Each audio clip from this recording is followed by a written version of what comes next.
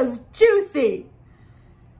Was that too like strong of an opening? Okay, so I'm back, filming a bunch this weekend. I'm in my, thank goodness you cannot see. Ooh, puberty, did you hear it? I'm gonna grow. This video is juicy. I've been debating on if I should film it or not. This is about why, when I was in college, I quit my sorority. So, let's give you a little background information. I went to a little liberal arts college in the Midwest. It's called Knox College. I love it, loved Knox. And I actually don't have anything negative to say about anyone there, except one dance teacher. For another time, we'll tell that story on another day. So maybe a few people, but for the most part, I don't have anything negative to say. But I decided my freshman year to rush and do the sorority process. I don't even remember the language at this point, but I decided to join a sorority and go through that process. Here's the thing though, my school was super small. It was totally fine if you never joined a sorority. A lot of people didn't. There were more fraternities than sororities. I was gonna party at the fraternities anyway, so it didn't really matter if I was in a sorority. But my freshman year, I wanted to see if I wanted the experience. So I went through recruitment and I ended up matching, I don't remember the language, with a sorority. And I think that I chose the one where I felt like I belonged and not the one where I felt like I would make friends. I don't know what I was thinking, but I think I went with the wrong sorority for me. That's what I think. But I was excited. I was excited to do the process. I was excited to see how all of this would work.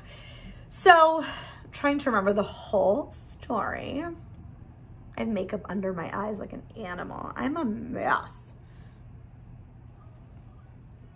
By my freshman year of college, my Tourette's looked more like it does today, right? Not as much flailing and all of that. And yet, in this sorority, there were a group of senior girls that made constant mean comments about my Tourette's. And I continued to let it go over and over and over again. Some of them weren't mean. Like I remember being in they let potential new members come in to like a sorority meeting.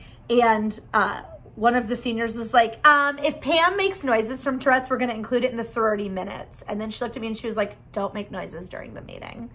And I was like, cool, that's how Tourette's works. So I'll just not do that because you asked me to not do that. That was one example. I remember one day we were at an event in the basement at the sorority house. And by the way, no one was able to live in the sorority houses. So it wasn't, again, it was like a part-time sorority thing. Like no one lived, men could live in the fraternity houses, but I think there's some like Illinois law that if more than a certain amount of women live together, it's a brothel, which is so out of date, but also was kind of nice because none of us lived in the houses. But, we were all in the basement having some, like, the idea was like that everyone cried and felt closer, which is like not something I want to do with anyone. And all of the girls were like, my sibling has a disability, or my sibling is the one with stuff going on. And it finally got to me and I was like, okay, well, on behalf of all of your siblings, it felt like I was the spokesperson for everyone who is different. It was just very odd. It was very odd. I will not say the name of this sorority. I am still friends with some of the girls in it, some of the women in it. I think for the right person, it was the absolute right fit. And I also think that it was one group of women in the sorority who are awful and it did not trickle down. So I'm not going to say the name because I don't want anyone to feel like I'm shaming them. I just feel like as I get older, I want to talk about these moments in my life where people were super non-inclusive or hurtful and the way I dealt with it to take back power, which sometimes took a long time, like in this case. So I continued going through recruitment, learning all of the things, and the final straw happened on initiation morning. It was the morning of initiation. I showed up at the sorority house in all whites, ready to be initiated. And they put us in this room alone for a long time. It was us and then like one or two seniors. I think they were switching out. So it was all these freshmen, I think maybe one sophomore, who are gonna be initiating, and then someone in charge who was older. And we were in this room and we were in there for a long time. And I started making little noises from Tourette's, like hissing noises. And the sorority the sorority sister who was in charge of us said, Pam, no noise. This is a silent room. And I was like, well, that was my Tourette's.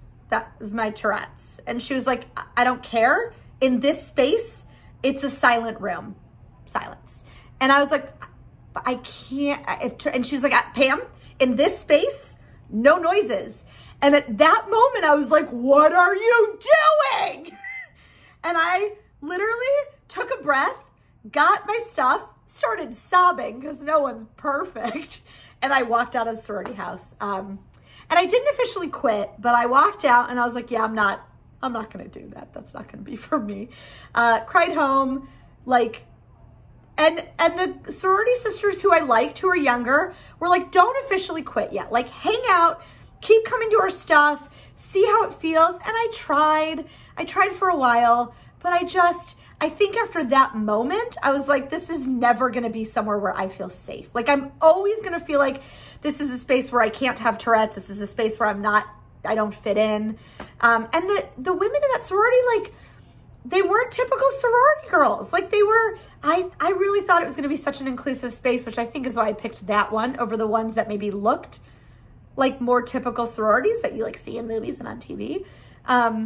But it worked out. I'm still friends with some of them. I made friends with, great friends with the women from another sorority. My senior year, I lived with 3 of them in a house and just me.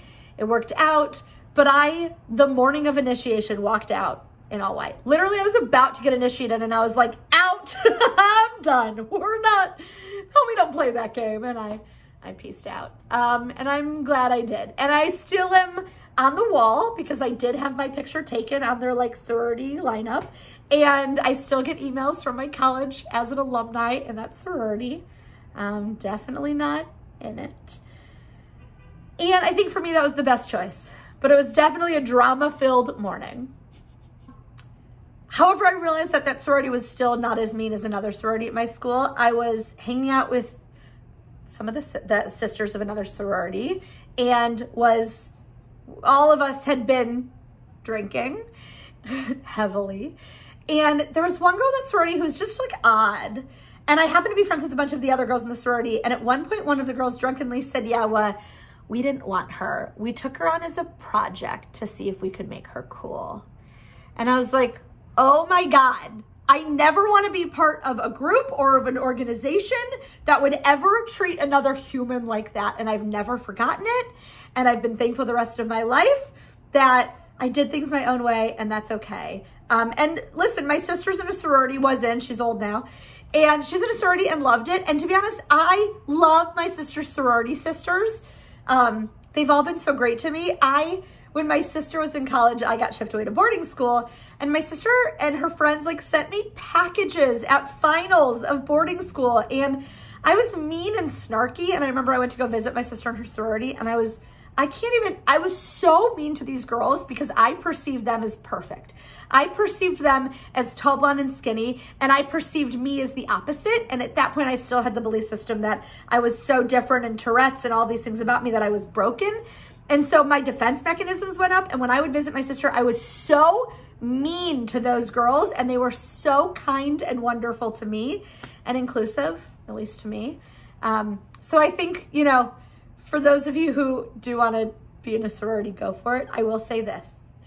If you have finished college, if you are older than the age of like 25, and you refer to your sorority sisters as your sisters, or as your like sorority mom, if they have mom as like my mom, no, stop that, shut it down, grow up.